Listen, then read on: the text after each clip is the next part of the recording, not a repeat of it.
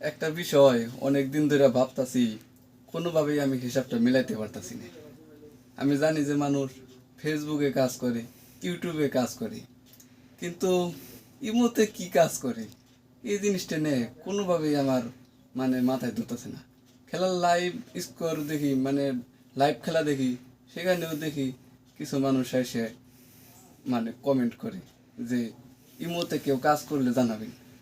এখন আমরা তো ইউটিউবে ফেসবুকে কন্টেন্ট আপলোড করি, ওইগুলা তাও বুঝি যে এইগুলা থেকে মনিটাইজ হয়, টাকা আসে।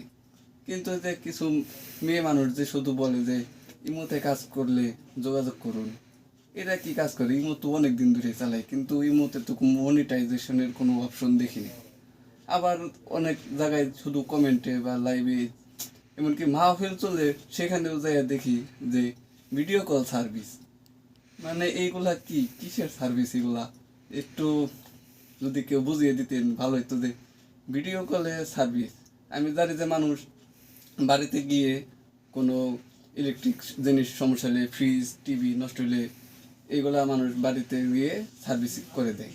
কিন্তু যে ভিডিও কলে সার্ভিস, এইগুলা যে কি, এটা তো আমি এখন পর্যন্ত মিলাইতে পারতেছি না।